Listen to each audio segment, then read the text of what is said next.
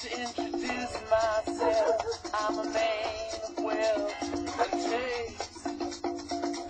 I've been around for a long, long year. So many men, so Your show will go live in 5 seconds. 4, 3, 2, 1. Blog Talk Radio.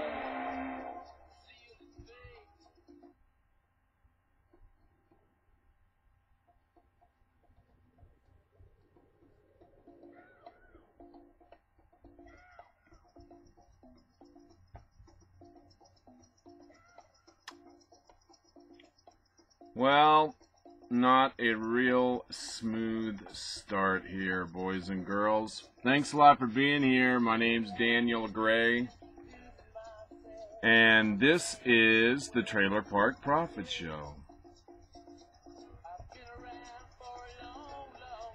All right, listen, thanks a lot for being here. I really appreciate it. It means the world to me. I want to make sure that we're getting out. We're in a transition here at Blog Talk Radio. They're upgrading a lot of the features on Blog Talk Radio. Right now, I'm on Blog Talk Radio's control panel, my own control panel. It's called a studio. And so the show started out kind of strange. Some of the bells and whistles, I guess, aren't synchronized. So I want to make sure, if you don't mind, that I am getting a signal out. So just bear with me. I got a really good show for you today. I did a lot of research, and I think you're going to really be happy with what I have here today. And for me, my confidence, I need to know that this signal's getting out. And that's what I'm doing right now. I want to make sure my signal's getting out. And if it isn't, then I can try and fix that. But at least I have the confidence knowing that the signal is being recorded. And I'm not just sitting here in my fifth wheel in Delta, Colorado, talking my fool head off, if you know what I mean. But guess what? The signal's getting out there. I'm really happy to know you guys are all here, and now I feel comfortable to go ahead with the show because I actually know that everything's working. I know I've said this before, but first off, I want to say, if you know anybody in your life who's thinking about maybe doing a radio show like this, or you know somebody in your life that you consider wise beyond their ears, you might want to tell them about Blog Talk Radio. We need more people like this. And also in your communities, you need to find somebody to set up a Facebook page for your community so that the people really have an opportunity to voice their opinions. And I call it the public square, but it's even better because we all can be involved. We're all welcome. We all have a say at our public square on Facebook. And we can be heard for the first time in like 100 years. Or more of us can be heard. Because if you think your opinion's going to be heard in the local newspaper, you're probably mistaken unless you're connected, part of the Power Click, one of the Mucky Mucks. You know, your opinion doesn't get out there. I call it the Dead Tree News. But today, we have Facebook and other social media where we can control the content, or not control. Everyone has a fair say. And it's a beautiful, beautiful, beautiful thing. Living in this day and age is a beautiful thing. And we can use these social medias like Facebook to take back our communities from the progressive socialist liberals. And you knew that's where I was going. I know I'm lecturing you a lot, but I have to, I feel. We have new listeners all the time. People are coming, people are going. I got to remind you people sometime that it's time for you to do something. You can't continue standing on the sidelines and hope that someone else does your work for you, basically is what it is. Because if people don't get excited about what is going on right now under President Obama, then nothing's going to excite them. And if we lose this liberty, it's too late. It's too late. We've been warned by our forefathers. Reagan warned us about that if we lose this grasp on liberty, this precious thing that we all enjoy in the USA, it's gone from the face of the earth. That's how serious it is. Something about this camera, I think I'm a little more preachy, maybe. Not preachy, but you know what I'm saying. It's something that's been said for centuries. Everyone thinks, well, what's going on politically with Obama, it's kind of new. Wait, maybe things will turn out okay, but it isn't new. It's old stuff. It's straight up socialism. And I got to call it off right there. I don't want to go down that avenue right now. I want to do what I feel is the most important story today. And then we'll work from there. I mean, everyone's talking about Obamacare and Bill Clinton and knee-jerk legislation being mentioned in Congress to save Obamacare. And we'll get into all of that. We'll have plenty of time to get into that stuff. But I want to remind everybody that the most important issue of the day is what's going on with Iran and their nuclear arms, their development of nuclear arms. And I want to read something that is written by Benjamin Netanyahu, who is the president of Israel, and I hope you guys want to listen to this, because this is a plea to every person in the USA. This is a plea to the American people. And this is about as serious as it gets. Benjamin Netanyahu is very worried about Iran getting a nuclear bomb because Iran has said for over 20 years that they want to get a nuclear bomb to bomb Israel. It's been repeated over and over and over again. Iran has an anti-American day. We talked about that a couple weeks ago. Anti-American Day. And remember, Iran's being run by the mullahs, who are the sort of the people that are the top Islamic leaders. They're preachers. I mean, Iran's a theocracy, which means it's built around the religion, or a religion, Islam in this case. So these mullahs, they actually think that they are divinely empowered to lead the Iranian people. And because Muhammad hated the Jews so badly and said that he'd like to wipe them off the earth, this threat from Iran is real. And here's something a lot of people don't know. Muhammad, he was having a hard time getting his religion going. And he was from a family that used to actually watch the Hajj, which is where people in Islam now go in Saudi Arabia to walk around the Hajj. You've seen that before. Well, that Hajj used to be taken care of by Muhammad's tribe. That was his tribe's job back in the 6th century. And so Muhammad always had an in with religion. He was in the business. At any rate, Muhammad tried to get his religion going and had trouble. And then finally he met this rich woman who lost her husband, and Muhammad married her. And this gave Muhammad the opportunity to have some capital to get his religion going.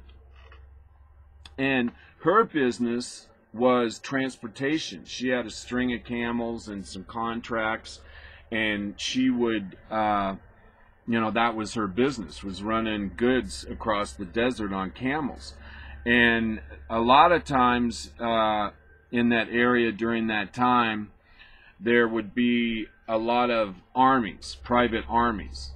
And Muhammad actually had a private army that was his wife's, his old wife, with all the money. And so Muhammad was out there battling with robbers of the caravans of camels that maybe Muhammad's wife had out there in the desert. I mean, that would be basically how Muhammad got connected to an army. But he used his wife's money and her army to go out there and pillage and plunder and protect her camel caravans. I mean, that's what he would do. And one of his first losses was a battle at, oh, I wish I could remember the name of it, but at any rate, Muhammad first got beat in battle by a Jewish clan. They had their own operation, and they had their own army. So these two armies clashed. Muhammad's army and this Jewish army clashed, and the Jews kicked Muhammad's ass.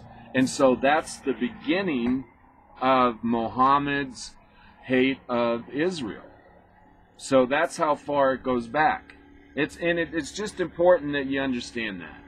You know, that's one of those tidbits or bits of knowledge that everybody needs to know. I better shut this window, man. I'm sorry about this noise out here. It's tough being a citizen journalist.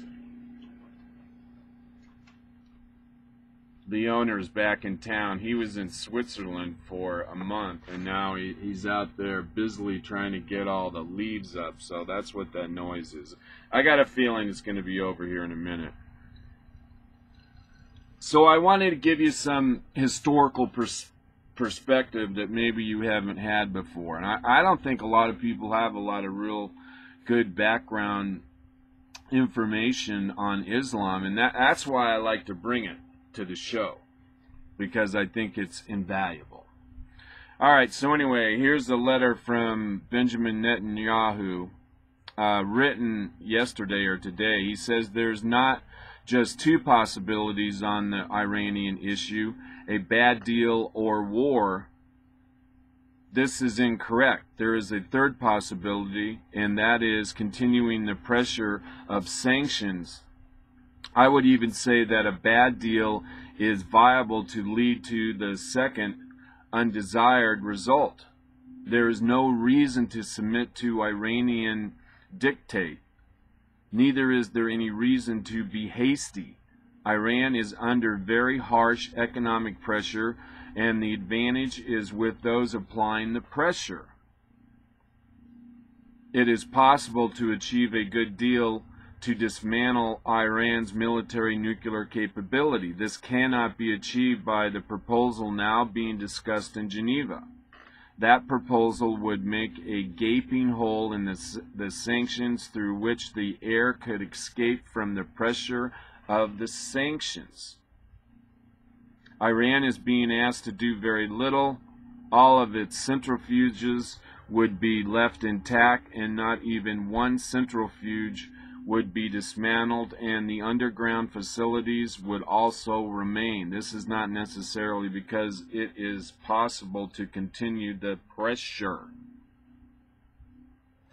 And this is a critical time in history. And a lot of people, I think, are distracted by Obamacare and Miley Cyrus and God knows who, what, or what else. I mean, you know, sports, celebrities, God, who knows. But right now we are in the middle of history being made. And if Iran does get a nuclear bomb, does eventually develop nuclear arms capability, the world is just going to be a different place. And by all accounts, Iran will use a nuclear bomb on Israel. And maybe, you know, I hate to even think like this or say this. I know I've said it before, but if Iran is able to get a nuclear bomb into Israel, either with a missile or a shipping container or a truck, God knows what, underground, who knows. And they're able to explode that bomb inside Israel, then Israel is going to nuke Iran. And I imagine one of the places that they're going to nuke is the underground nuclear facilities.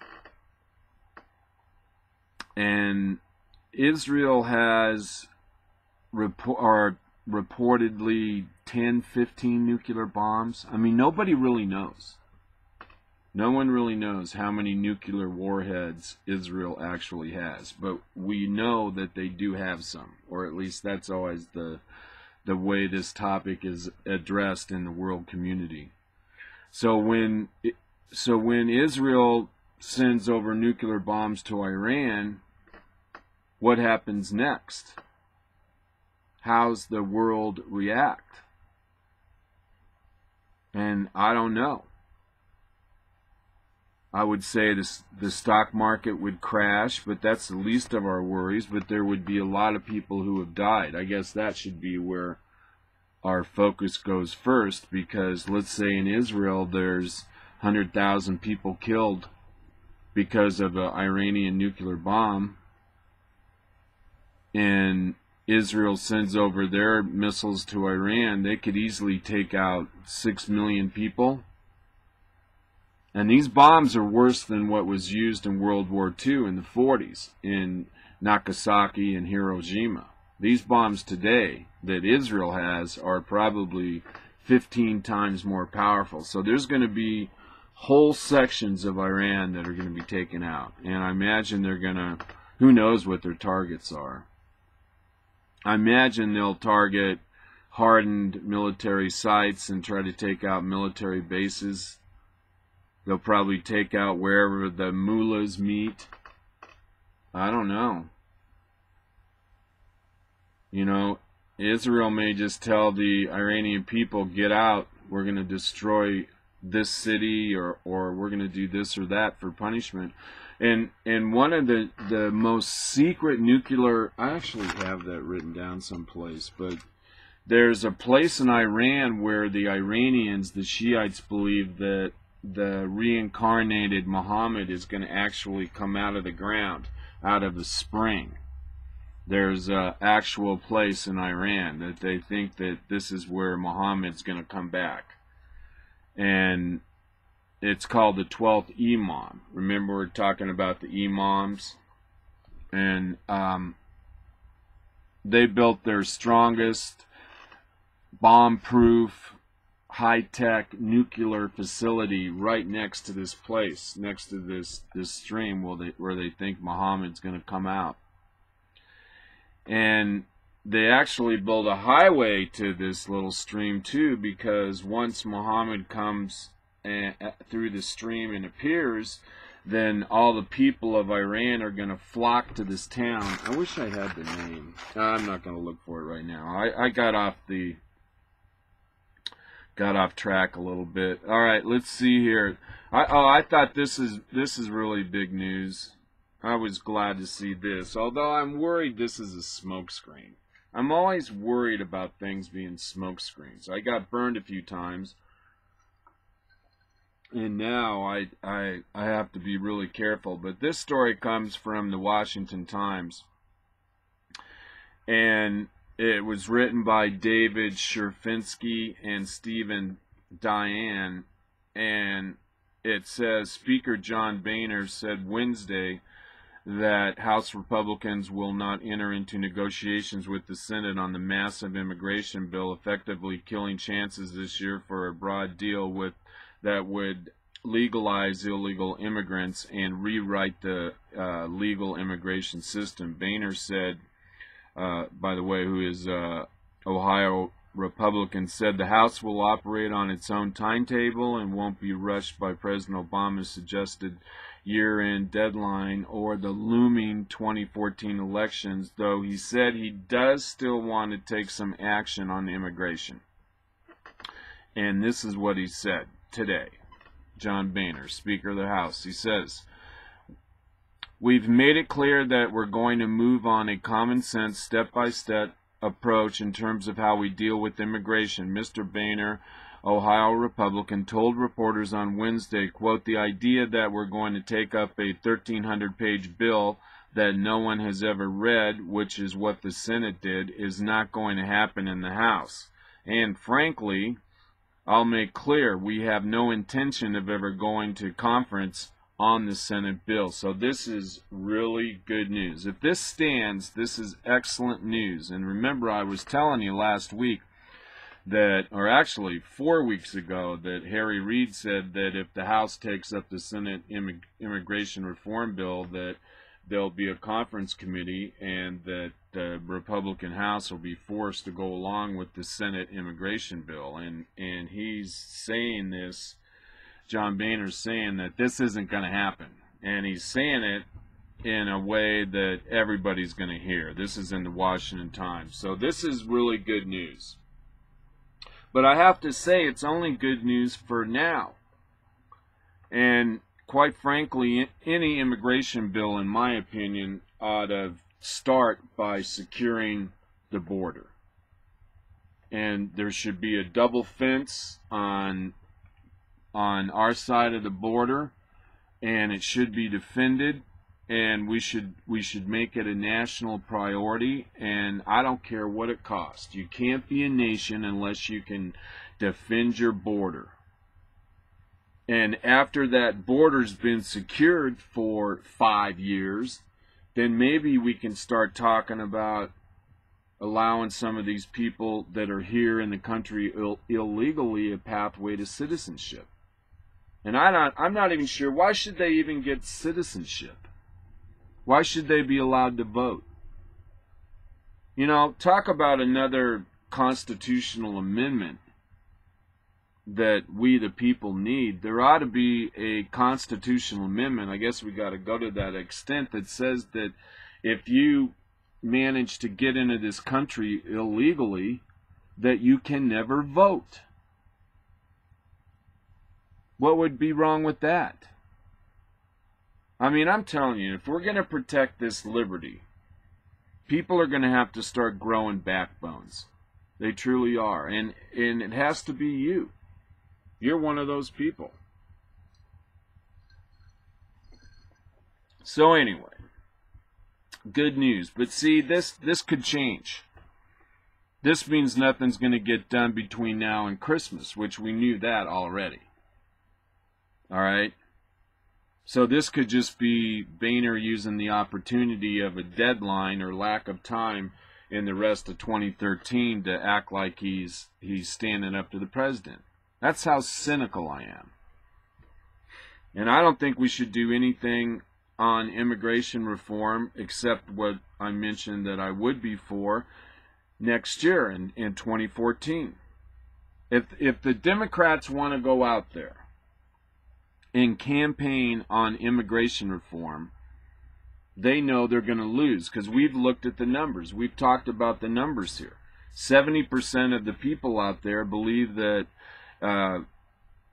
that there ought to be strict guidelines for illegal aliens getting a pathway to citizenship. And more than that, the numbers are even higher. They're like in the 80s. The number of people in the United States that think that our southern border is a priority in immigration reform. So the Democrats can say they can run around the country and call Republicans racist because they don't want immigration reform, and that's going to sing true to their base, the Obama Borg base. But outside that, outside those 63 million people that voted for Barack Hussein Obama, it ain't going to mean squat. And if people start to wise up to this immigration bill and realize that it's more than 11 million people we're talking about, and closer to 20 million or 30 million or even more, they're going to see that, my God, there's going to be a negative economic impact. Plus, all these people are going to be anchors for more immigration. But the problem in my mind is bigger than that.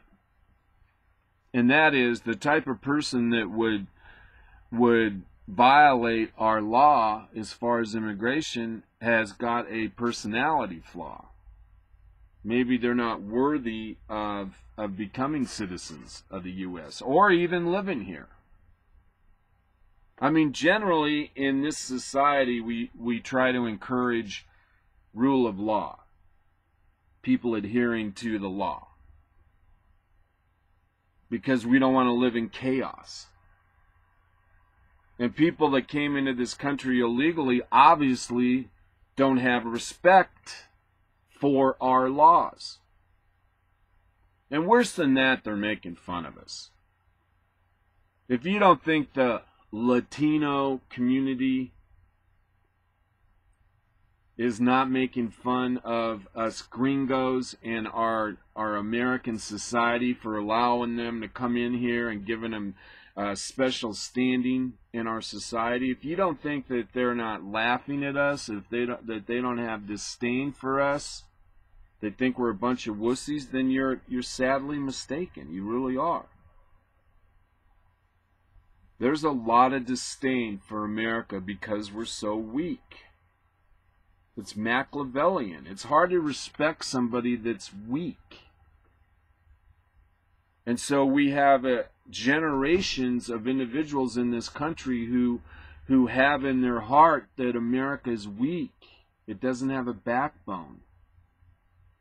We're easily pushed around and intimidated. And then they have kids and they have grandkids, and the cycle goes on and on and on until we have a society of people who are basically lawless, beyond the ability to comprehend that society is better within the confines of rule of law. That's lost in their hearts and minds. It's just gone.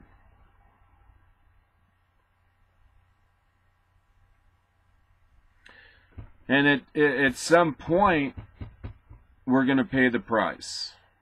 That's all I'm saying. If people don't change, if there's not an evolution in society and on the public square, eventually we'll end up like Rome.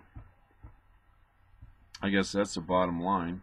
And I have to warn myself, I don't want to get all excited all the time. It's not good for my blood pressure. Although I'm a very healthy prophet. The Trailer Park Prophet's very healthy. By the way, I got to introduce myself again. I'm the Trailer Park Prophet, Daniel Gray. We're broadcasting live from Delta, Colorado on Blog Talk Radio. This is Hump Day with the Prophet. I really appreciate everybody for being here today. And we got a lot of stuff to talk about, so we just should probably get to it. Guess what day it is? Guess what day it is? Huh? Anybody? Julie, hey, guess what day it is? Oh, come on, I know you can hear me.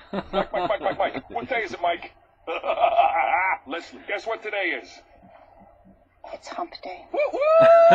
Ronnie, how happy are folks who save hundreds of dollars switching? I just love that. That just always makes me happy, that commercial. Alright, let's see. Maybe where do I want to go? Let's see. I wanted to definitely talk about Israel. We got that done. I actually have another quote. Maybe we'll... Oh, I know what I wanted to talk about. Oh, I hate to have to do this. But this is a sad, sad day. And I couldn't remember why I was so sad. And the reason I'm so sad is I have some really bad news. In case you haven't already heard, the western black rhino is now officially declared extinct. The western black rhino declared officially extinct. November 8th, 2013, Africa's western black rhino is now officially extinct, according to the latest review of animals and plants by the world's largest conservation network. The subspecies of the black rhino, which is classified as critically endangered by the International Union for Conservation of Nature's Red List of Threatened Species, was last seen in Western Africa in 2006.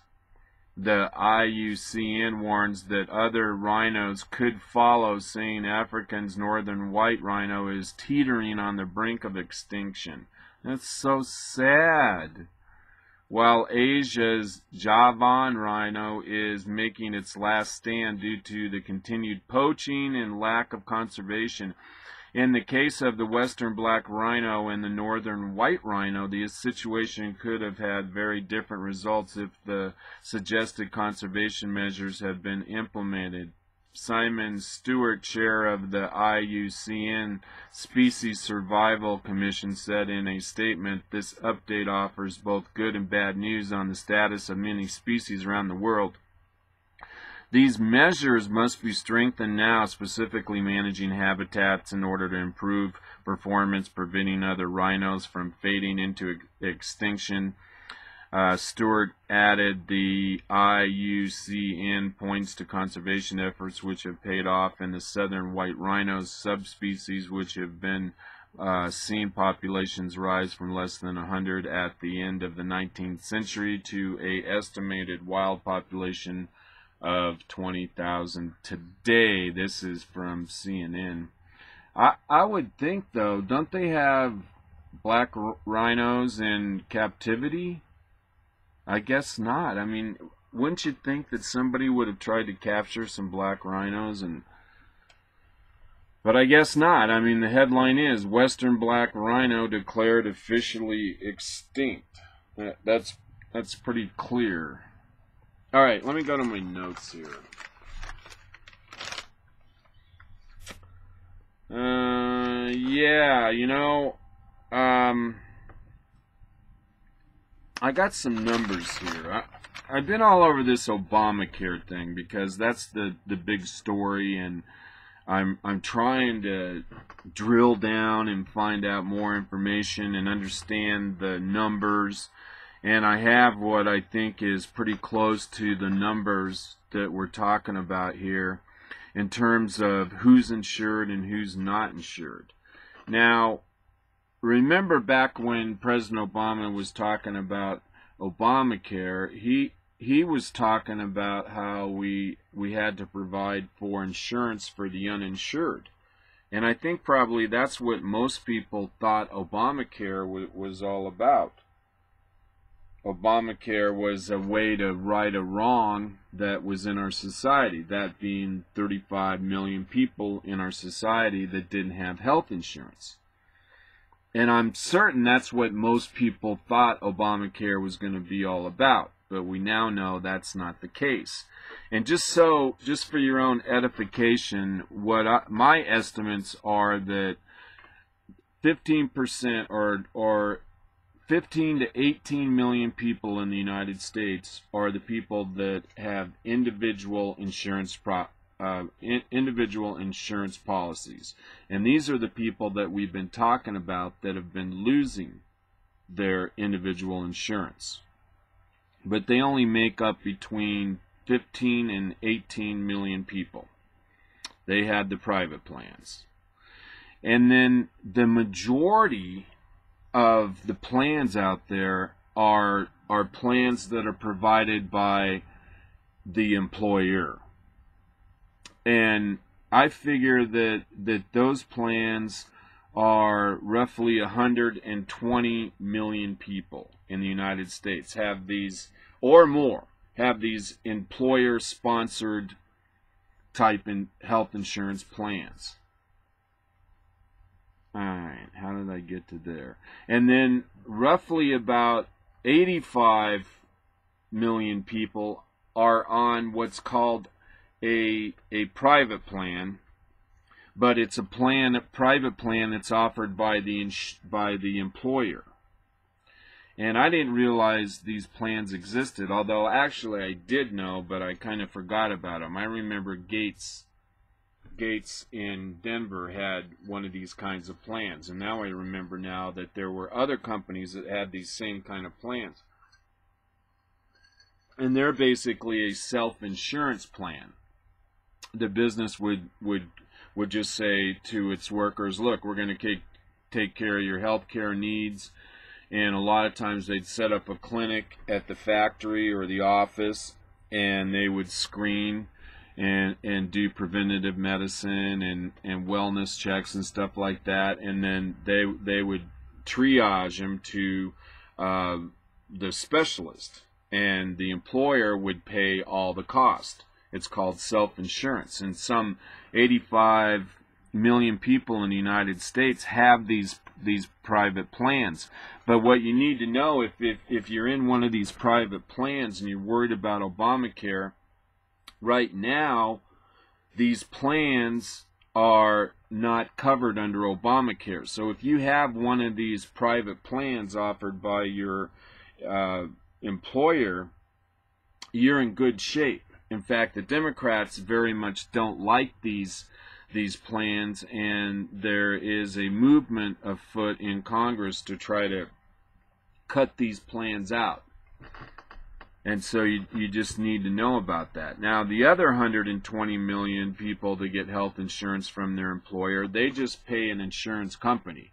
They don't manage anything. They just hire an insurance company and say, okay, here you go. Here's our employees. We want health care, and we need you to provide it for us and manage it and work with our people and all that.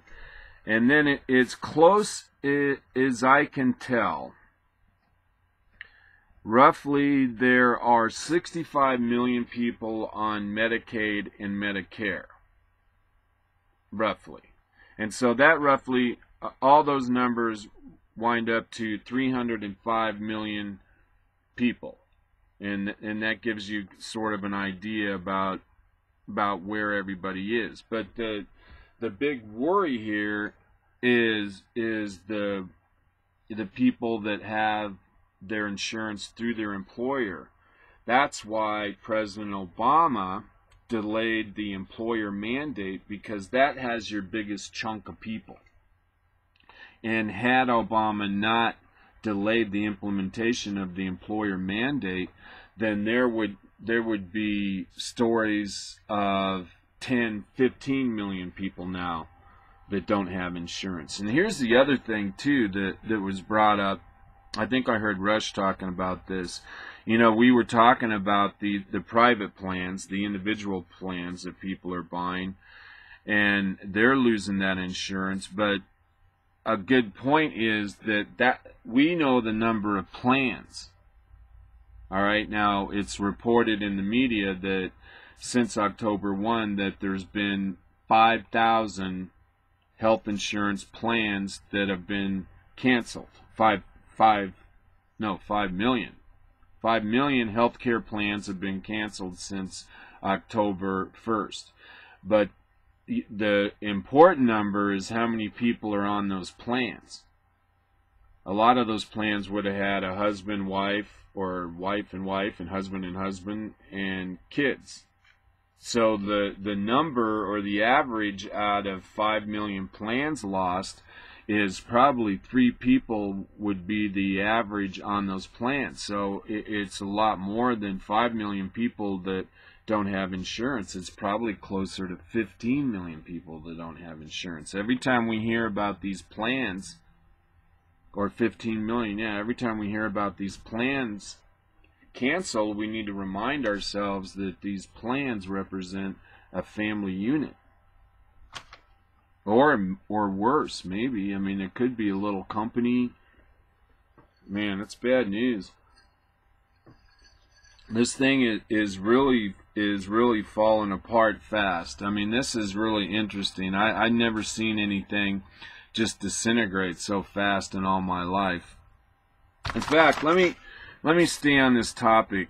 I want you to listen to something in case you haven't already heard this already. I mean, talk about something that's deteriorating. And this is a good accounting right here. This is a young woman. Her name is Kristen Powers, and she's a liberal campaign advisor, and she has a gig on Fox being a liberal, and we hear her all the time. And she's a Democrat, but she's a very reasoned Democrat. And she's one of these people that had one of those individual policies that she paid for herself. And she's on the Fox main news program, which is Special Report with Brent Baer, which lasts an hour. And she's on the all-star panel, and she's talking about her own personal situation with losing her Cadillac insurance plan because of Obamacare. So this is Kirsten Powers. Take it away, Kirsten. Welcome to the Trailer Park Profit Show. Don't be nervous. What is not, I think, an effective fix is one that, as envisioned on the Hill by some legislation, that would simply tell insurers that they can sell substandard plans to anybody who might purchase them, because that would no, that's Jay Carney, the president's spokesperson. Any good it would do for individuals in this market, broadly speaking. That applies to the Upton legislation. Broadly speaking, that we do not see that as fixing the problem. We see that as throwing the baby out with the bathwater. What about that? I say my blood pressure goes up every time they say that they're protecting us from substandard health insurance plans, because there is nothing to support what they're saying. I've talked about how I'm losing my health insurance. If I want to keep the same health insurance, it's going to cost twice as much. There's nothing substandard about my plan. All the things that they say that are not in my plan are in my plan. All of the things that they have listed, there's no explanation for the doubling of my premiums other than the fact that it's subsidizing other people. They need to be honest about that, that's the reason they don't want to change it. It's because they're basically taking the people who are responsible enough to get health insurance in the individual market and asking them to subsidize other people. So they're taking young, healthy people and asking them to subsidize other people. I don't think that's going to last, frankly. I think they're trying to buy time until they think they're going to reach this next deadline, and I don't think they're going to reach it. And when they don't reach it, when they don't reach it, I think there's going to be an absolute. I mean, if you have now not just senators who are up for re-election calling, for this to be fixed. So I think they're going to have to respond to that. The newest polls out from Quinnipiac, job approval rating, it has taken a hit for President Obama. It's at its lowest in this poll at 39% approval, disapproved 54%. Is President Obama honest and trustworthy? That has flipped in a month. Now, yes, 44%, no, 52%. This is horrible. This has got Barack Obama pacing the hallways of the White House. This new poll out, the Quinnipiac poll, Quinnipiac University poll. It says here, the question asked, and this is a scientific poll, mind you, is President Obama honest and trustworthy? Right now, only 44% of those polled, or 44% of the population, probably registered voters, think that President Obama is honest and trustworthy. And 52% say that President Obama is not trustworthy. And that's one of those yin-yang kind of polls that give you some insight into the president's standing with the American public. Basically, this is not a good sign for this president. So, all right, Brent Baer, continue.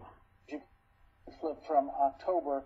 And finally, will the website be fixed by November 30th? To your point, Kirsten, not a lot of people think it will be. Yeah, it could be. Who knows? But they have bigger problems than that. They have bigger problems than fixing the website. They have bigger problems. 62% of you out there don't think Obama's going to get the website fixed by November, end of November. 50-year-olds should have maternity care is very concerning to me. People are being forced to pay for things that they will not use. It is not for them to tell people, I don't need to be told I need to have mental health coverage. If I wanted it, I would have gotten it. And I think people are getting a little fed up, even Democrats, with this stuff. Even to Joe the plumber. Remember the interaction with Joe the plumber? He said, Mr. Obama said, spread the wealth around. This is all part, the whole Obamacare legislation is a vast wealth redistribution machine. That's not ancillary, it's integral to the whole project. Last word. All right, so there you have it. Obamacare looks like it's falling apart at every turn. And the Democrats are scrambling, and they understand that this is bad for the 2014 election cycle. And I can't remember if I mentioned this or not, but there was a big meeting on either Thursday or Friday. There were 8 Democratic senators that are up for re-election, went to the White House, and it was supposed to be a secret meeting, and someone in the press found out about it. But these 8 senators, actually, I think I have a story about them right here. They went to the president, and they're very worried about their chances for re-election in 2014. And so they're leaning on the president to come up with some sort of a solution to people with health care plans losing their health insurance, because everywhere out there the word is that that group of 120 million people that are getting their health care from their employer are going to lose it. And this group of Democrats senators that are running for re-election, I have their names right here, they're calling on the president to support some kind of legislative reprieve. And let's see if I have their names here.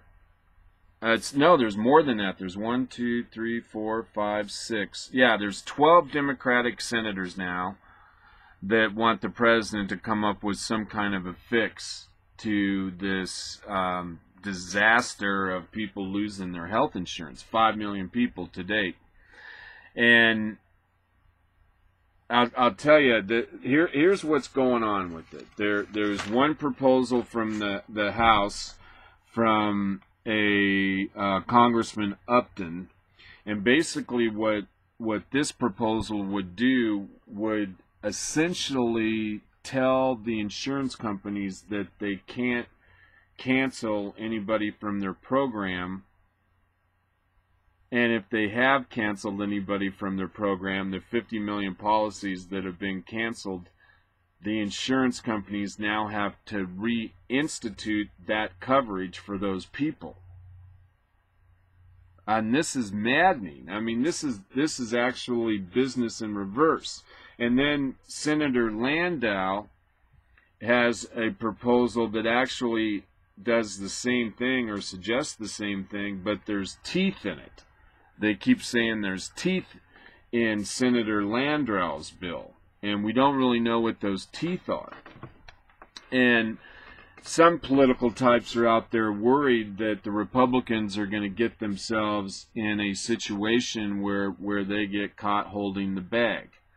And people are suggesting that these offers by Congressman Upton and Mary Landau, Senator Landau, are somehow a trap. And I can't really understand why this would be a trap, and I'll tell you why. Let's say they do get a bill out of the House that requires what I said. The insurance companies were required to reconstitute these plans, and there's no teeth in that bill, and then it goes over to the Senate, and they do a strike below the enacting clause, and then they're going to put Upton's bill underneath it, Senator Upton's bill underneath it, and they're going to probably do both these bills under special orders instead of general orders, so that these bills will be worked out behind the scenes, and we won't know what's in these bills until they're passed. But let's say they do pass, and the Republicans support these bills.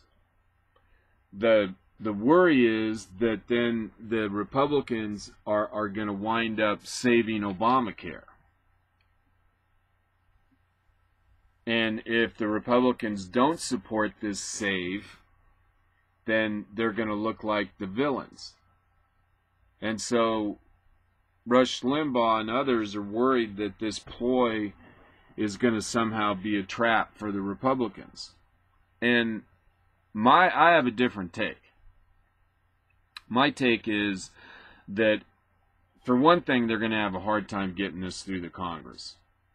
Because once they look into this legislation the more and more, and they bring in some insurance experts, and they bring in some of these companies that have canceled these plans, they're going to find out that this is insanely complicated and expensive, and that the fiscal note for this legislation is going to be huge. And that's the other thing too. People are talking about how Congress is looking to subsidize people that can't afford these plans, bail these people out so that they can limp through the 2014 elections before the employer mandate actually kicks in, and then we really have a onslaught of individuals losing their health insurance. But if Congress does pass a law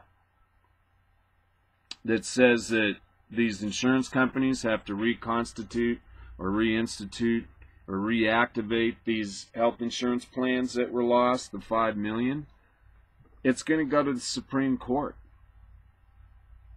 Because that would be the first time in the history of this country that the government has mandated somebody to provide a service. That's fascism. That's how the Chinese government operates. That's how Iran operates. You can't tell some company to provide a service. That's just crazy talk. That's even if you could reconstitute these plans. And if you could, then there's going to be a cost. Who's going to pick up that tab? And maybe that's where Obama's going to come rushing in with subsidies. Bring all these people back, and we'll include a federal health care subsidy to help ease the pain and the cost of doing all the paperwork and contacting all these people and putting these insurance plans back together. But with the federal government, it's always temporary. But to actually tell a free person that you have to provide a service that you've deemed a loser for your company, it's never happened. And if it goes to the Supreme Court, it's going to get struck down. And let's see, what I had a real catchy kind of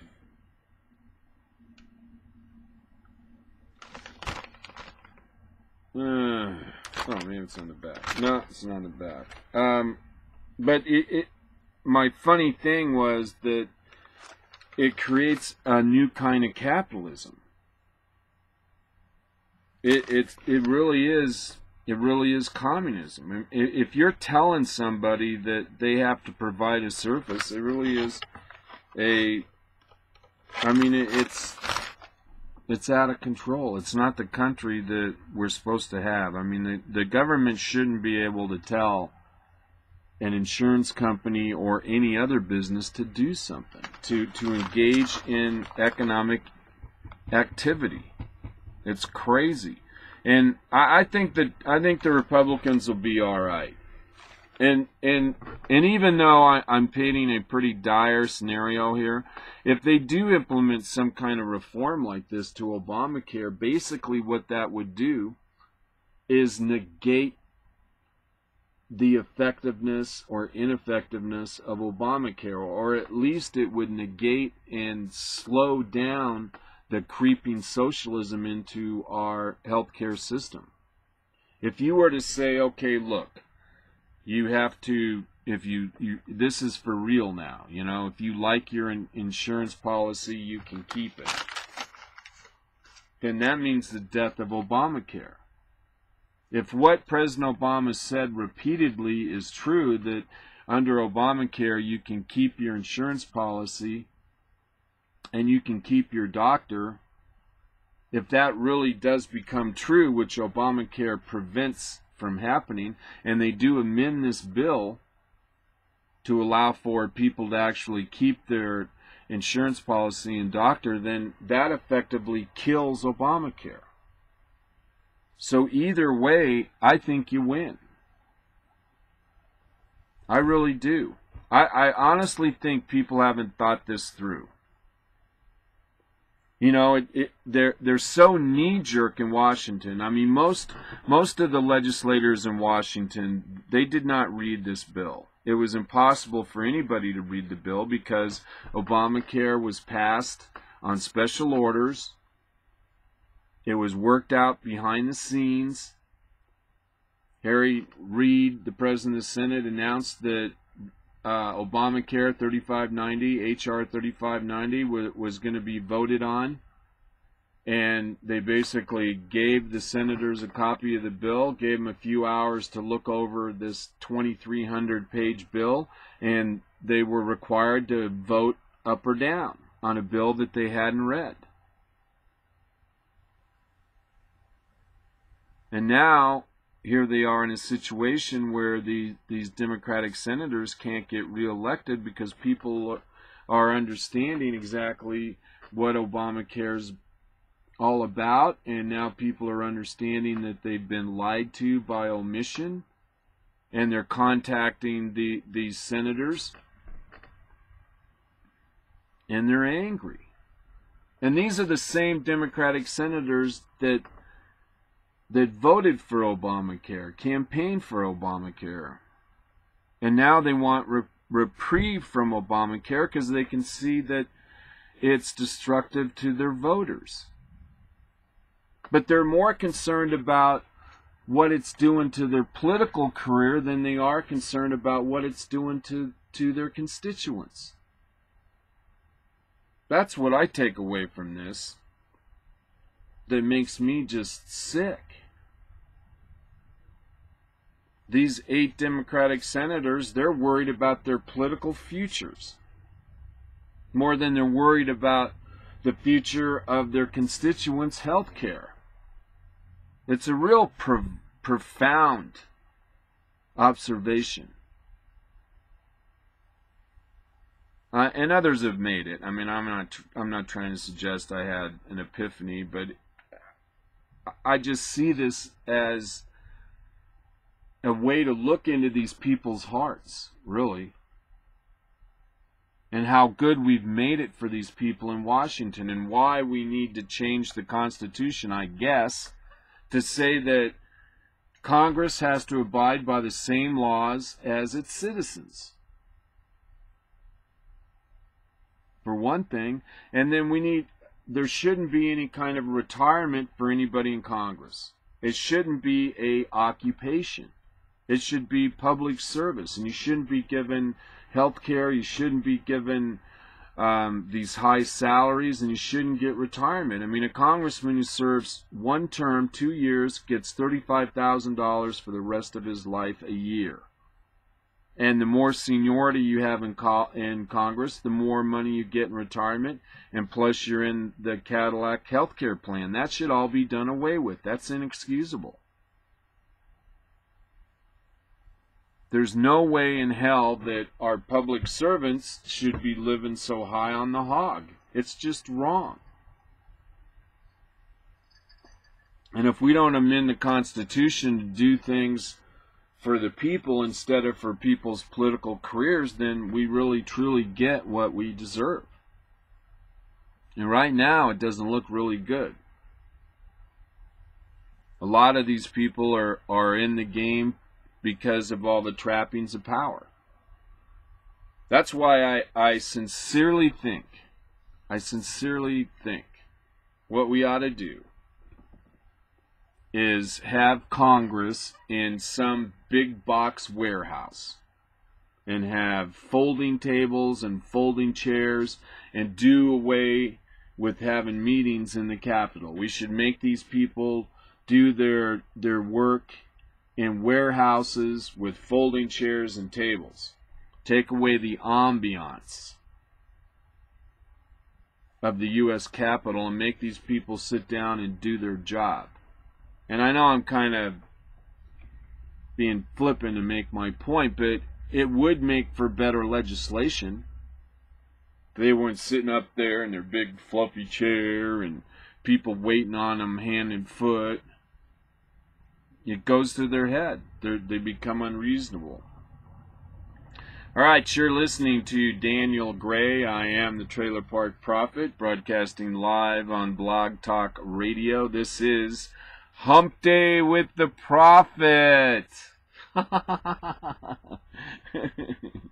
I just love it. Got my own radio show.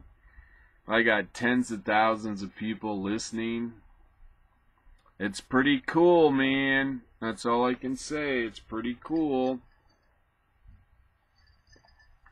Alright, it's 2 o'clock.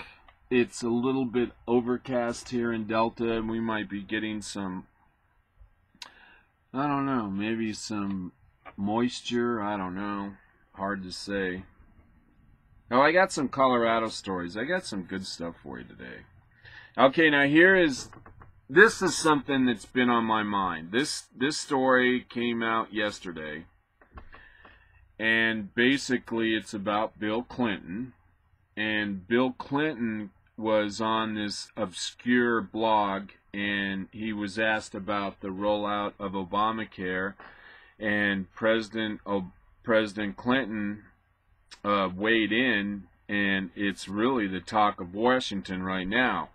And he was being interviewed by Noah Rothman with Mediaite.com, and Bill Clinton said yesterday, quote, "The president should honor the commitment he made," meaning President Obama's commitment that people could keep their health insurance if they liked it and could keep their doctor if they liked it.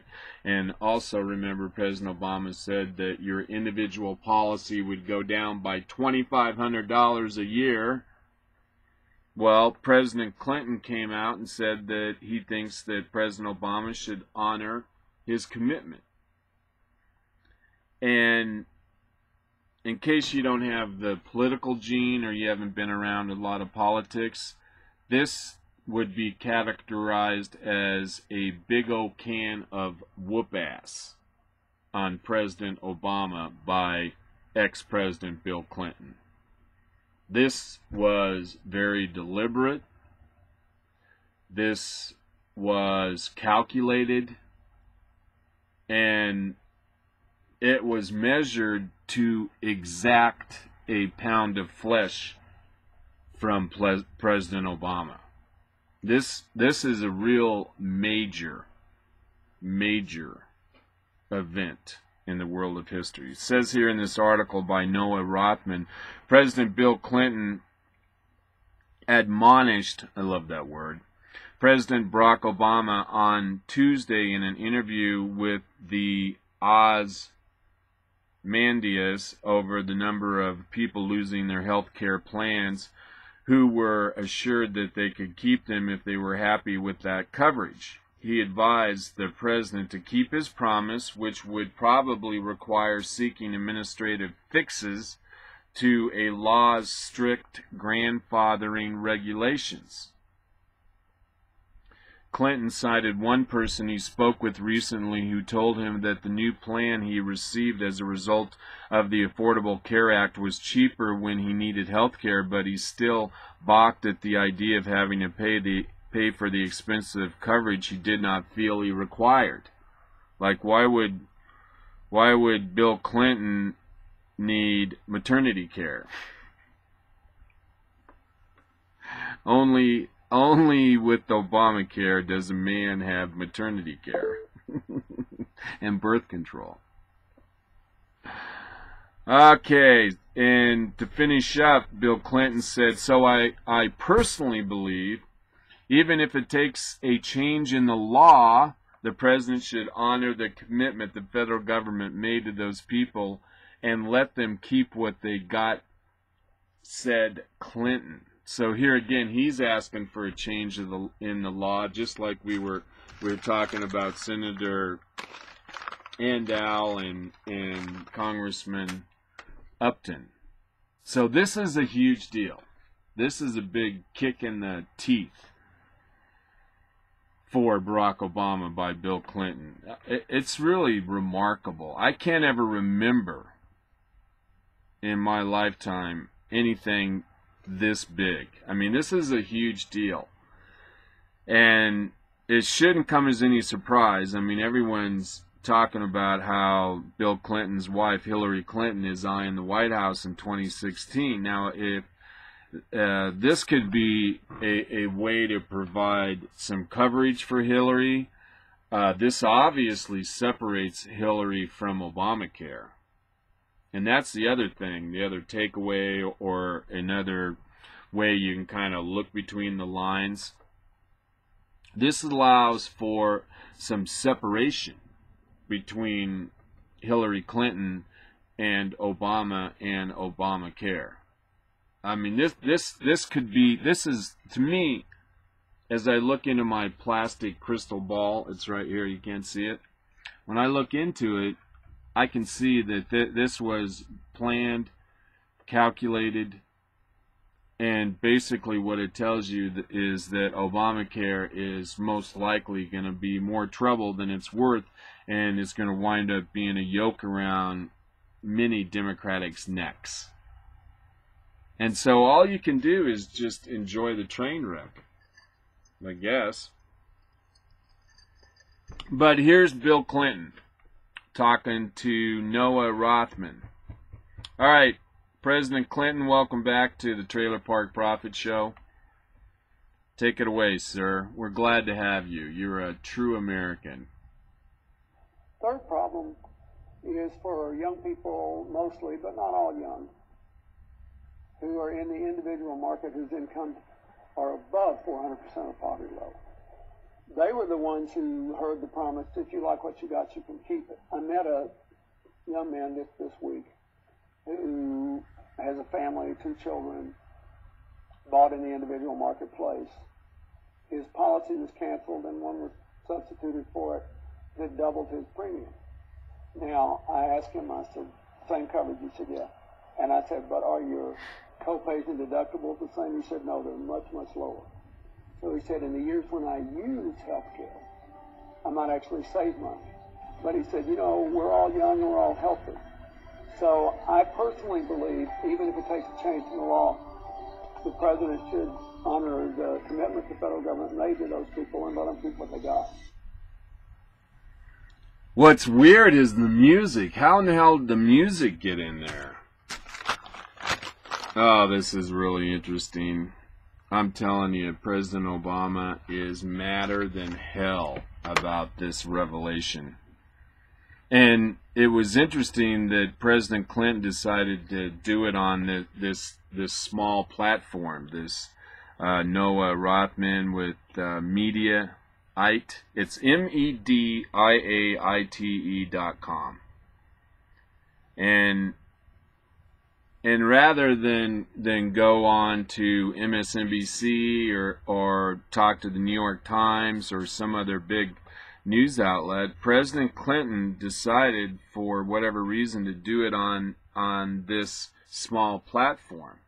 And I imagine he did that for a reason too, because it kind of gives you a plausible deniability to just say, well, you know, I was just doing this little program for my daughter's friend, and I didn't think really it would be able to launch anything I had to say about anything, you know. I mean, I just know that somehow, some way, that President Clinton is going to have some sort of an explanation to give to President Obama, or maybe not. I mean, this could be the gauntlet being thrown down by the Clinton camp, and that's actually kind of how I see this. This is a sign to not only President Obama, but to his administration and his advisors and the Democratic Party and all the people that give money to the Democratic Party. This is a signal coming from President Clinton that he's pretty much done with President Obama, or that it's basically saying that the gloves are off and I'm going to start taking it to Obama.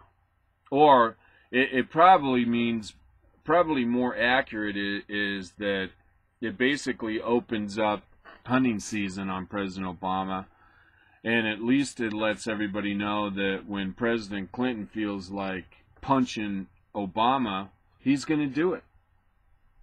And he feels comfortable doing that because he's big enough and there's nothing that Obama can do to him. I mean, this is a classic schoolyard brawl here. I mean, these are heavy hitters. What Clinton did here is a major move. I mean, this is heavyweight stuff. Obama just got his stuffing knocked out of him by Bill Clinton. And it's just going to be a colossal mess, basically. You know, I guess what I'm seeing now over the rest of the Obama administration is just going to be a mess. Because even if the Republicans take over the Senate, they're not going to be able to get any kind of health care bill through and onto President Obama's desk to sign. I mean, that might change. I mean, if President Obama was smart, he'd realize that the gig's up. Unless they're able to really dream up something to make Obamacare less painful on the people, the gig's up. It's over, Rover. And I was trying to think about what President Obama could do that would be smart. And basically he would have to come up with some sort of a plan that would present itself as fixing the problem but prolonging the eventual goal of a single payer plan. But in the interim, the president's in a real peculiar situation of having to look like he's doing something. That's the problem. And I guess really what's happened here is that they weren't able to really predict how this whole Obamacare was going to just basically crush and fundamentally alter our healthcare system. I'm not sure they really were able to predict exactly how Obamacare would affect our healthcare.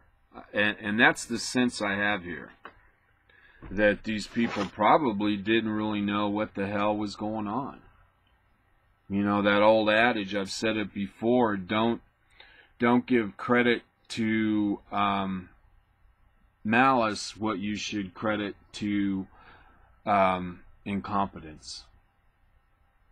And I got to tell you, I'm torn all the time.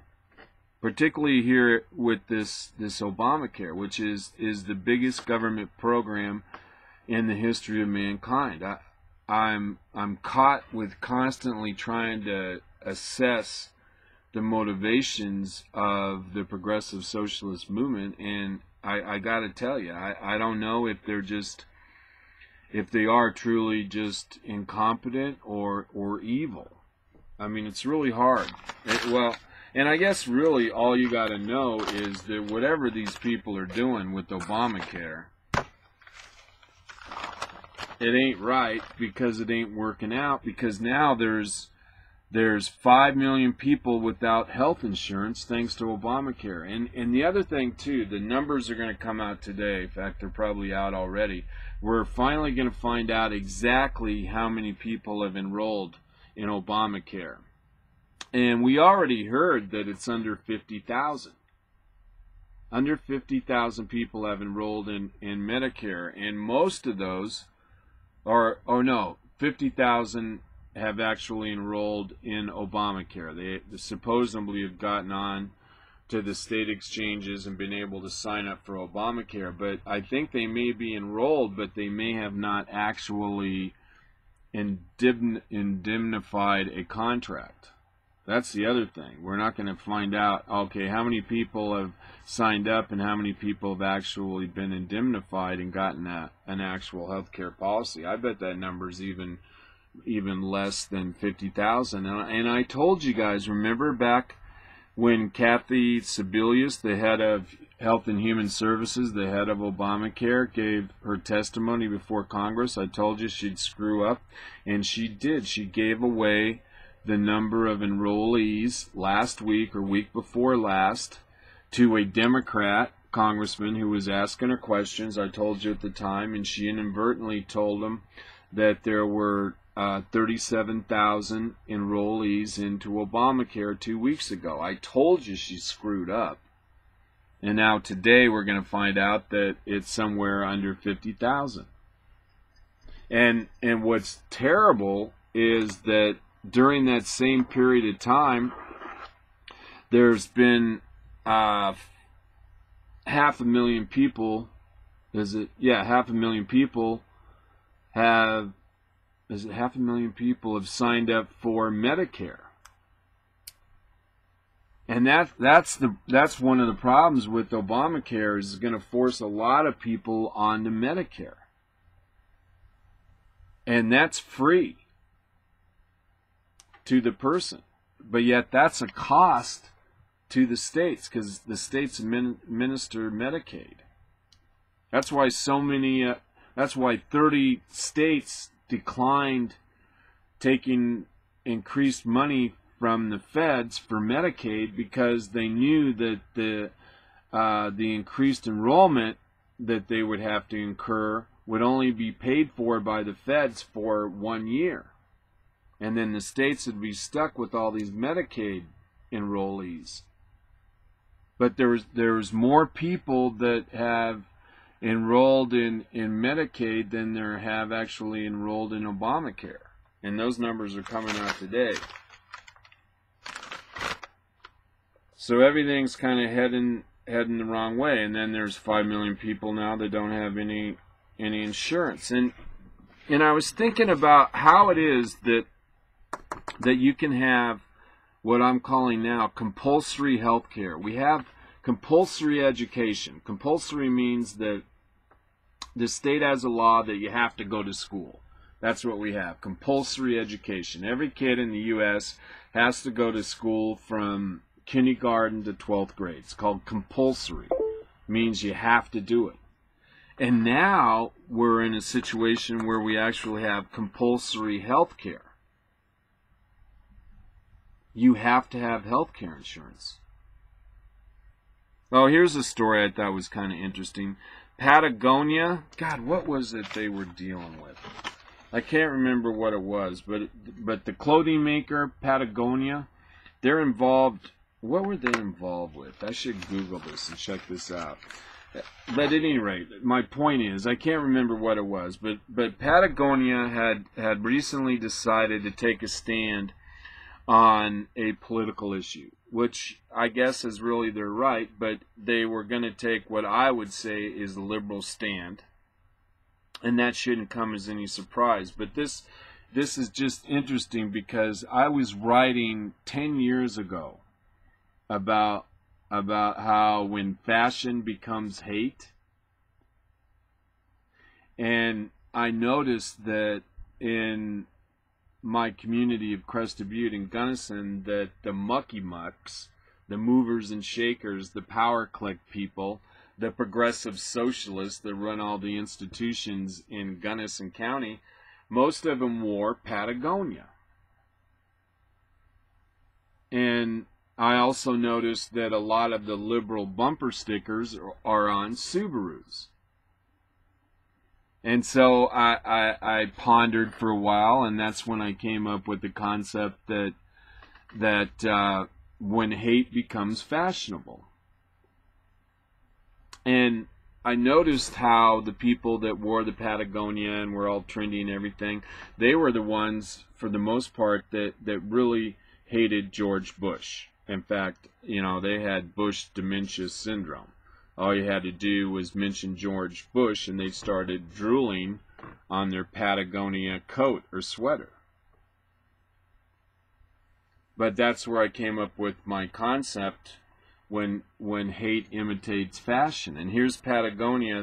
They're in the middle of this big political dispute, and I'm not surprised. But then I think it's fair for us white people, because basically most Patagonia, I think, is sold to rich white people, But basically, this has become another special interest group, the Patagonia group.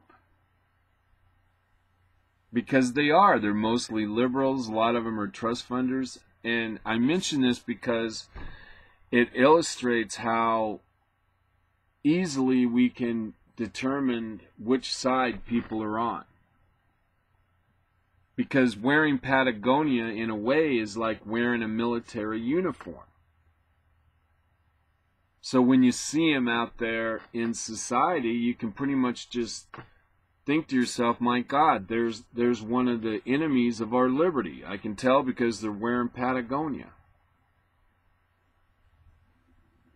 And it's part of the psychology of fashion. And you can tell a lot about a person by what kind of a car they have. And generally, I would suggest that people that have Subarus kind of think they're a cut above the rest.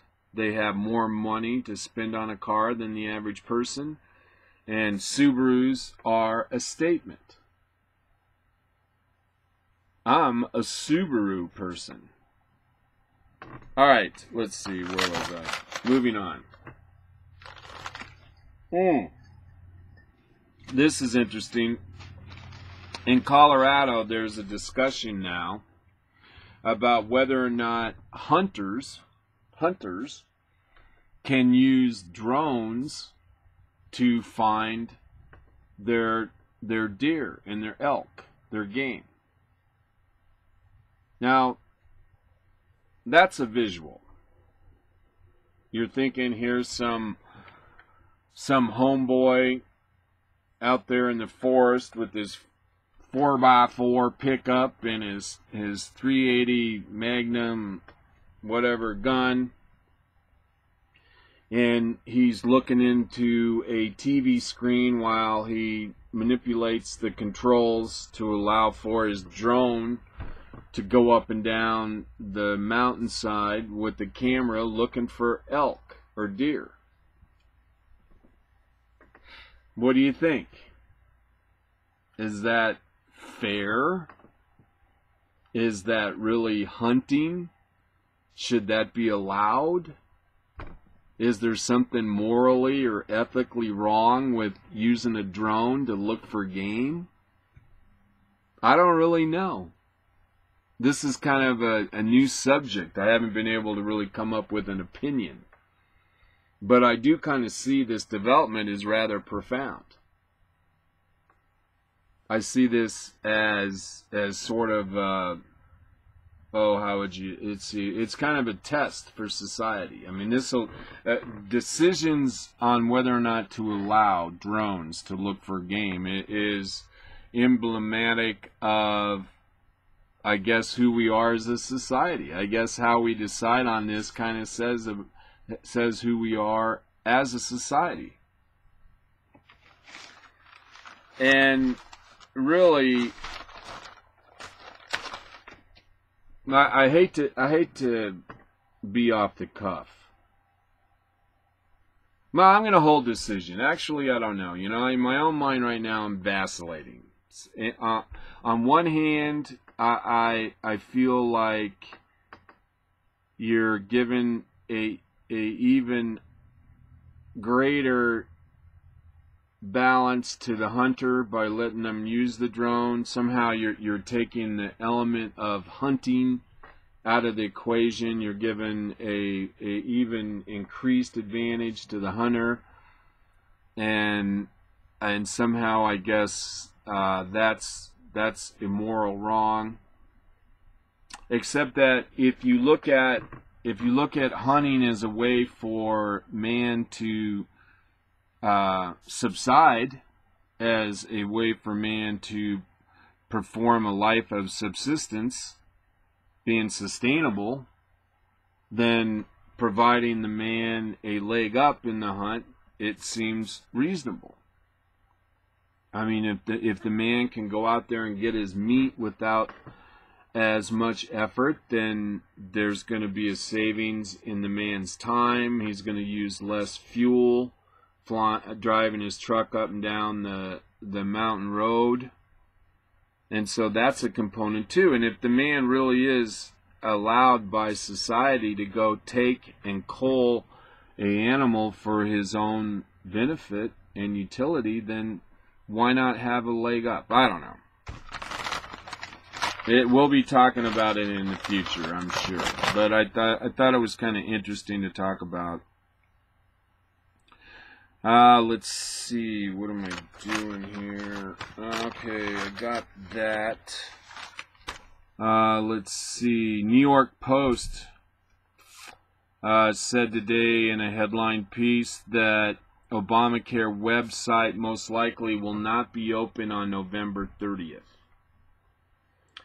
And the Obama team has called in the A-team now from the private sector to come and try to save the administration and the Obamacare website. But the New York Post is saying that it's very unlikely that the Obama team will be able to fix the Obamacare website, which is reportedly cost over $1 billion now. Oh, this is news too. Senator Feinstein announced that she was part of the other 8 senators I mentioned that wanted some sort of a reprieve from Obamacare and the various insurance policies. She's also in a situation. I don't even think she's running for re-election, but she said that she's gotten so much negative correspondence from her constituents in California that she's joined that gang of 8 to try and force the insurance companies to provide insurance that they already canceled. I mean, these guys are they're running around like idiots.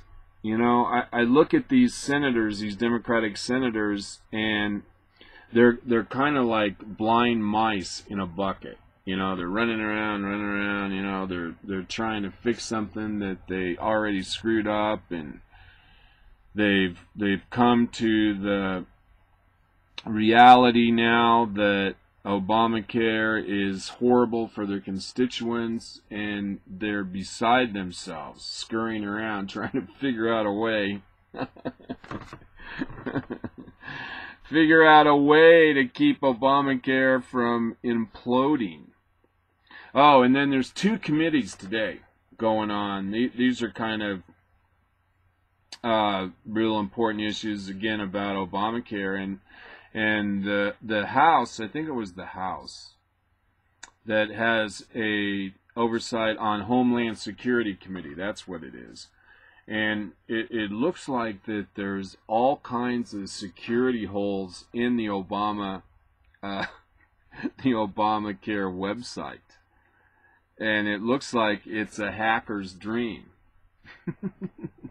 And it was announced today that there's some 500 Obamacare websites out there that are fake. 500 fake Obamacare websites. So you guys, you got to be really careful out there, and tell your friends and family to be careful. And really, these questions about whether or not the website for Obamacare is secure has been an issue now for over a month.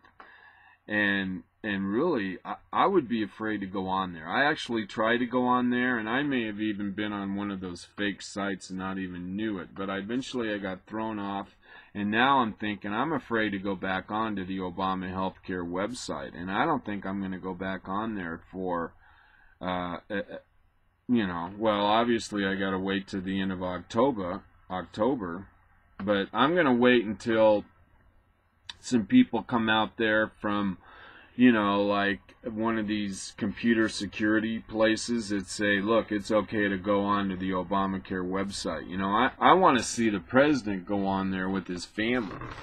That's what I want to see before I go on the Obamacare website. Why don't you go on there, Mr. President? How about that for a visual? I've mentioned this before. How about you and Michelle and the kids sit down, and even go down to the Oval Office or on your kitchen table there in the White House and sign up for Obamacare? If you were smart, that's what you would do, President Obama. You got to think about your visuals, bro. All right.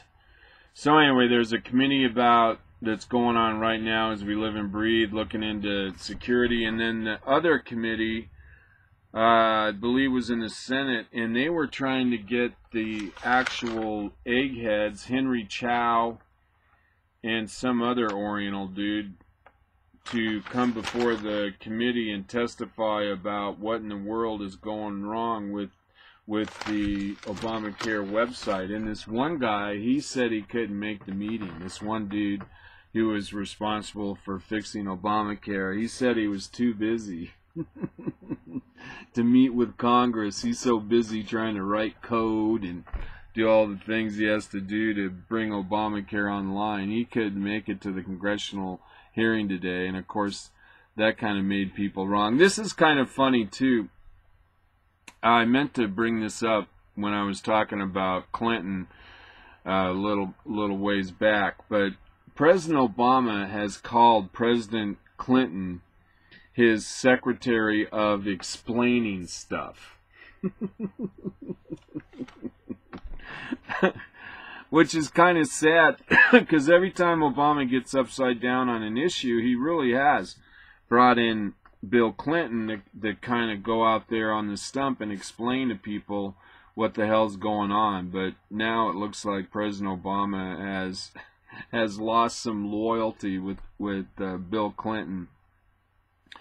Okay, let's see. I already talked about the trustworthy numbers. 44%. Let's see. I think I got these numbers right. Yeah, these are, 44% actually trust the president, and 55% don't trust the president. So his numbers are headed in the wrong direction as far as trustworthiness, and that's a pretty big deal. And then President Obama's approval rating is at 39%. 39% of the population think President Obama is doing a good job. 55% say he's not trustworthy. I wonder what his internal polling shows, or his focus groups. See, that would be interesting, to be a fly on the wall and look at Obama's internal polling and their internal focus groups. Because the way President Obama is acting, he's really worried that his administration's headed down the wrong road fast. Oh, here's what I was thinking. And if the government does pass a piece of legislation that says that the insurance companies have to provide this insurance coverage to those 5 million policies that were canceled, I said that, you know how you hear crony capitalism? Well, I would call a bill like that Gestapo capitalism. And it would be the first time in the history of the U.S. where the government says, you will provide this good or service. You will, by God. And I don't think, I know you can't, well, I mean, you can tell anybody to do what they want, but if the government thinks that they can use the full force in the government on these insurance policies, or on the insurance companies to provide these canceled policies, they can't do that by law. I mean, there's no way. Or we're in a lot more trouble than I ever imagined we ever were. I've vastly miscalculated the decline of this country. Because if Congress is allowed to tell private business they have to provide a good or service, whether they want to or not, then that's tyranny. That's Marxism, that's communism, like I said before. All right, moving on. I did a guy. Oh, yeah, that other Oriental guy that couldn't make it to the hearing today, his name is Todd Park. Todd Park is the chief of IT for Health and Human Services, but he's so busy he can't make it to the hearing. Oh, this is a terrible story. Well, I mean, it's terrible, but it's good that this man, Ryan Ferguson, finally got justice. He was convicted of a crime, and he actually spent 10 years in jail in Missouri. And finally, the people that testified against this guy, Ryan Ferguson, finally came forward and said that they, in fact, were lying. And that their testimony against Ryan Ferguson was false. And so this guy just got released from jail, from a Missouri jail. And I saw him on the TV this morning. And he was asked, well, how do you feel after being in prison 10 years for a crime that you didn't commit? How do you feel today there, Mr. Ryan Ferguson? And he replied, I'm not sure how to feel. And he looks down at his civilian clothes and he says, I haven't worn civilian clothes in 10 years. I haven't hugged my dad and mom in 10 years. I was just recently pulled from my cell and basically shoved out the door. I don't know what to feel.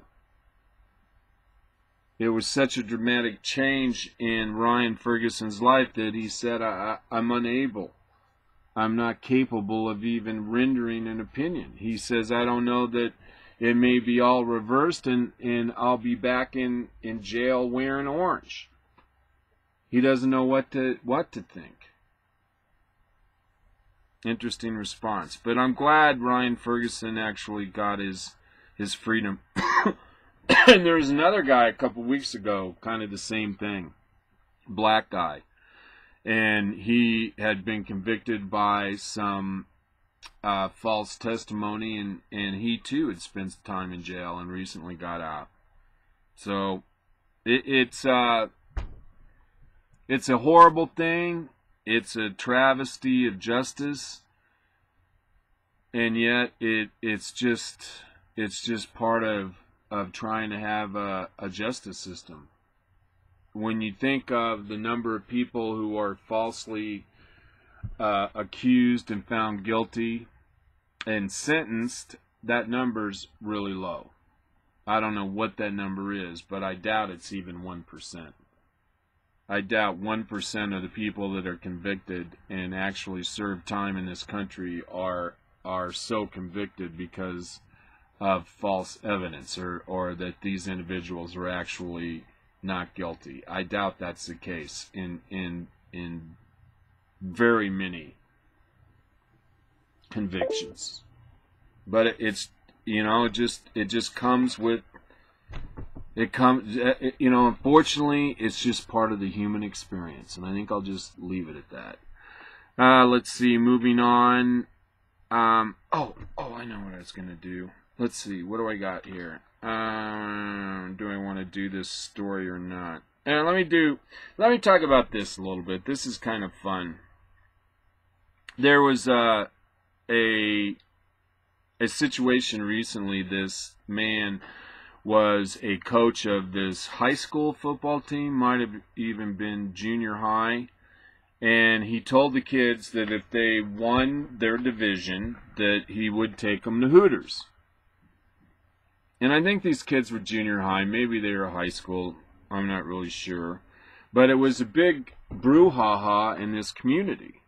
And this coach ended up losing his volunteer coaching job over the whole thing, but the kids went ahead and had their victory meal at Hooters. Hooters wound up paying for it. And people are still questioning whether or not it's unseemly for young boys to go to a place like Hooters. And I'm thinking how stupid that is. One thing you have to remember that kids in junior high and high school, they've seen a lot of skin in their day. And ironically, at Hooters, they show cleavage. I mean, they use those gross push-up bras, and they demonstrate that they have a lot of booby crack, which I never understood. Push-up bras and crack, mammary gland crack. But at any rate, boys see it all the time on TV, on the internet. I mean, grow up, Skippy. They know about mammary glands, okay?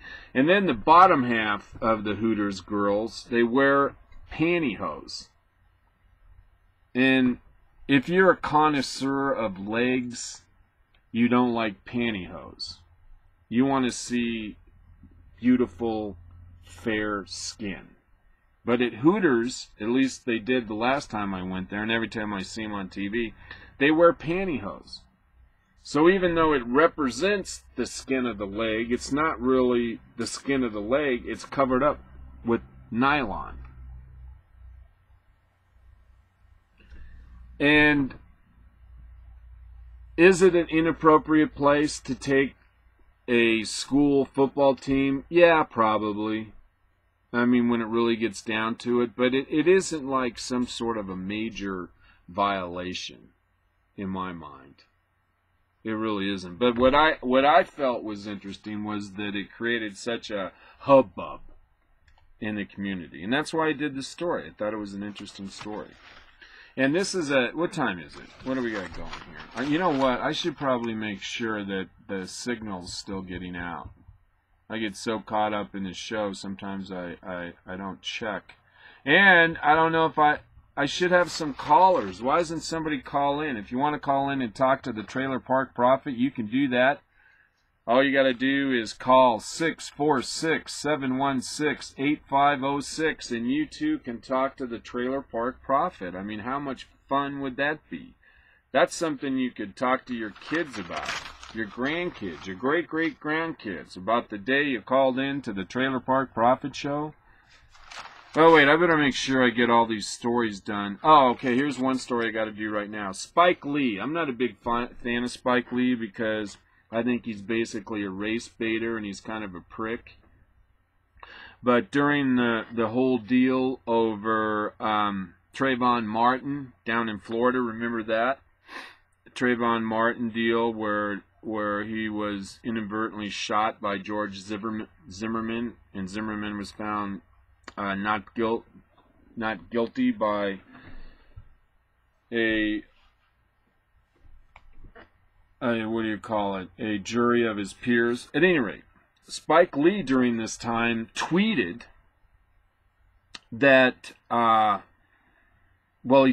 Spike Lee tweeted the address of George Zimmerman's grandfolks, deliberately trying to bring a pox onto the Zimmerman house. Spike Lee twittered the address of Zimmerman's grandparents. And lo and behold, there's enough nutcases out there that, like Spike Lee in Florida, they actually descended on Zimmerman's grandparents' home. And I think it was in Florida. And a lot of these people were indignant and mean, like Spike Lee is, a bully, a progressive socialist bully, and it scared Zimmerman's grandparents. And they eventually felt like they had to leave because Spike Lee's minions and sycophants decided to take it upon themselves to harass Zimmerman's grandparents. And so I haven't heard how this came out, but Spike Lee is in court today. And the senior Zimmermans, you know, they want some relief. They want some monetary compensation. They feel like their quality of life has been irreversibly ruined by Spike Lee. And hopefully, I hope the judge throws the book at Spike Lee. I mean, what an awful thing to do. And that's exactly who Spike Lee is. He's a progressive socialist. He's a bully. He's an a-hole. And he set out to deliberately hurt somebody that had nothing to do with the death of Trayvon Martin. Which, by the way, I've been wanting to say this for a while. The reason Trayvon Martin got killed by Zimmerman, who was a legitimate neighborhood watchman for that condo complex that Trayvon got shot in by Zimmerman, the reason that Trayvon got killed is because of his parents. His parents were lousy parents. Trayvon Martin's parents were lousy parents. And I say that because a decent parent would not, a decent parent, or let me put this a different way. If I were the parent of Trayvon, he would not have been killed by George Zimmerman, because I would have instilled enough common sense into Trayvon to not get himself in a situation to be killed by a neighborhood watchman. If Trayvon had had the most remedial parenting from his separated parents, he would have never got himself in a situation to be killed by a legitimate neighborhood watchman. Trayvon Martin died because his parents were lousy parents. Pure and simple. There's no way a reasonable person would allow a community watchman to kill them. You would not, it would just never happen. You would just tell the guy, you'd say, hey man, I'm staying here with my dad's girlfriend. I was just getting some air. I want to get out of the house. You wouldn't get all ugly with the guy. It just wouldn't happen. If the guy was watching you, you wouldn't approach him. But Trayvon Martin died because his parents were lousy parents. All right, let's see. What else I got here? Oh, Spike Lee talked about that. Okay, there was a new study out, and I thought it was kind of interesting. And basically what it said is that women are catty. That women are passive aggressive, and that women work behind the scenes, and that they're manipulative, and that they'll work behind the scenes to destroy whoever their opponent is. And I don't know why I even did this story, because I think most people already thought that was the case, that men are a little more direct, and they may try to result to a physical altercation, but women have been found, and this was a scientific study, that women are more likely to be passive aggressive, but that whatever activity they take on against somebody, that it's a lot more than what a man would deem appropriate negative activity against somebody. So somehow women are more prone to be divisive and backstabbers, basically. And ironically, this is kind of interesting, because after I left the Colorado State House in 1996, there were a lot of women that became elected to the Colorado State House. There was a greater number of women in the State House in Colorado after 1997 and 96. And I had a lot of friends down there that told me that it had become a even more and increasingly hostile environment at the Colorado State House. And my friends attributed that to more women being in positions of authority, actually being elected representatives, and that they didn't have the upbringing or the sophistication to act in diplomatic manner, or to be at all graceful, and that women had a tendency to be very mean-spirited. And I had some old veterans telling me that it was hard to work in that environment, that a lot of people were afraid of women who had big voices and were known to be manipulative and catty. And it isn't so much that women aren't able to function in those environments. I think it's more to do that maybe women were raised in a single parent household, and they didn't have proper parental supervision to develop the sophistication to understand how to act appropriately in a legislative body. You know, I'm not here to tell you that women aren't capable of being good statesmen. I mean, they are. I worked for a lot of good statesmen that were women. But it was interesting that the kind of feedback I got from individuals that had been in politics for many years, that a lot of times women became just nasty after they got elected to office. Okay, here I told you United Healthcare. United Healthcare, follow the money, United Healthcare. I saw the end of this report, and this guy was reporting on Fox, and he was talking about United Healthcare, and that their chief executive officer had bundled something like $500,000 for President Obama's re-election campaign. I told you, follow the money. And then here's another interesting connection. Qualcomm, they're another big donator to President Obama. They started a new company called Qualcomm Care, and they're now bidding on providing some of the various various things that Obamacare needs. This company QualCare, a division of Qualcomm, big contributors to the Democratic Party, they're now in a situation where they started a business and they want to somehow capitalize on Obamacare. And also, get a load of this, Al Gore with a guy named David Blood. Now that's funny.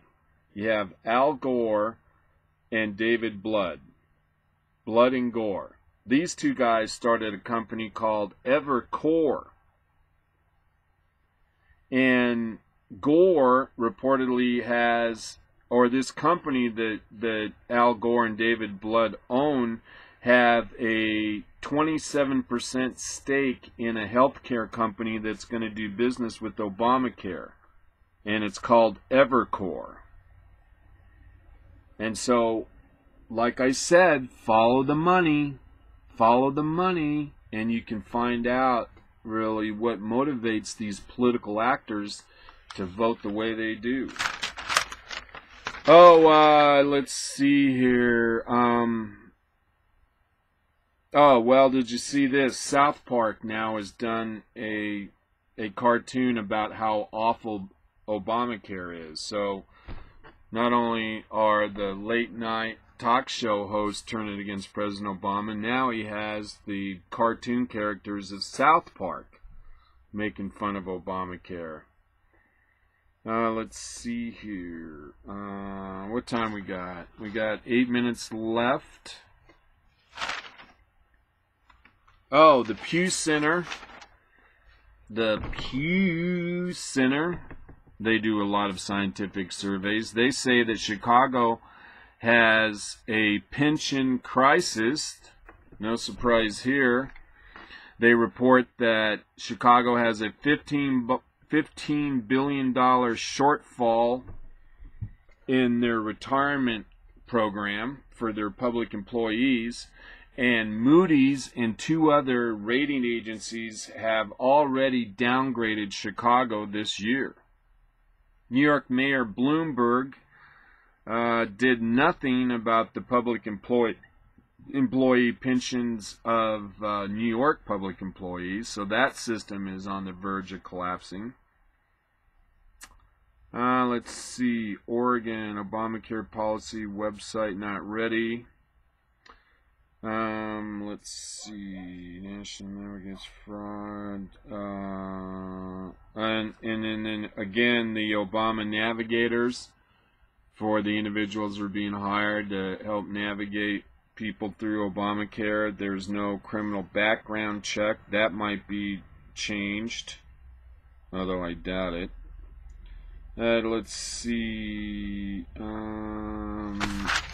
nothing there. Nothing there. Okay, let's see here. We got 6 minutes left. Oh, I know. here's something that I really want to do. I want to leave the show on this, because this is just good stuff. This is one of my, oh no, it's up here. One of my, as you know, it's nothing new. One of my favorite economists is Thomas Sowell, and he's a black conservative, and I just think the world of him.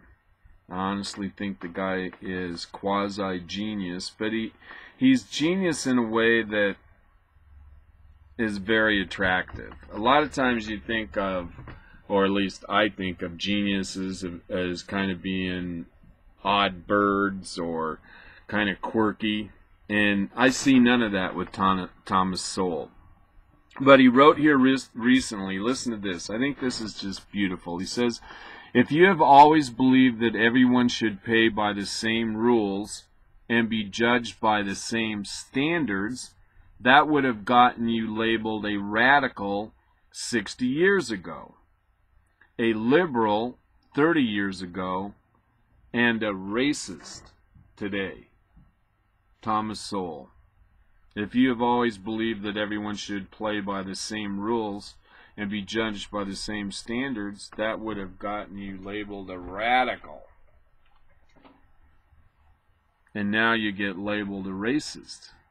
And it's back to this old adage about how they have set-asides and what is it called? Affirmative action for minorities. What it does is it's even worse form of racism, and it's the racism of low expectations. If society has low expectations of black people, then there's going to be a self-fulfilling prophecy. And that's kind of where we're at today. It really is. It's a form of racism. Low expectation. You're basically saying that the black race is inferior. They're incapable of meeting the standards of society. It's low expectation. And it's racism in a very sincere and profound way. You're telling black people that you expect less of them. It's really sad. And it's sold as a way to help black people, give them a leg up, and it just destroys black society. All right. Now this is kind of interesting. An interesting contrast between President Obama and President Nixon. I thought this was worthwhile. It's kind of interesting. I guess it comes from the Tea Party. And it shows a picture on the left of President Nixon and a picture on the right of President Obama. And over President Nixon it says, I bugged 2 buildings and I got impeached. Remember Lincoln. Nixon was somehow connected to the Watergate break-in into the Democratic headquarters. That's why President Nixon got impeached. And 90 seconds. And it says over the picture of President Obama, it says, I bugged the entire nation and you idiots still love me. And it's true. I mean, looks like now Big Brother's watching almost everything we do. I mean, that's the way it seems. All right, everybody. Drizzle Drazzle, Drizzle Drone. Time for this prophet to go home. I got to get out of here, everybody. We'll see you on Friday for Local Friday.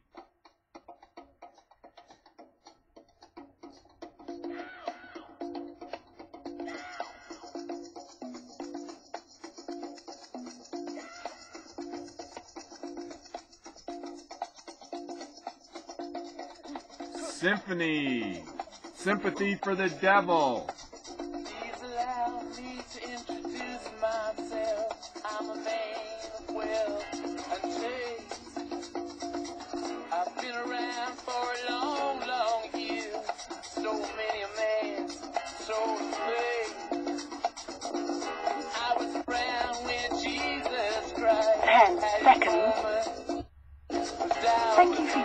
Blog Talk Radio. Goodbye. Me damn sure the pilot washed his hands and steal his face.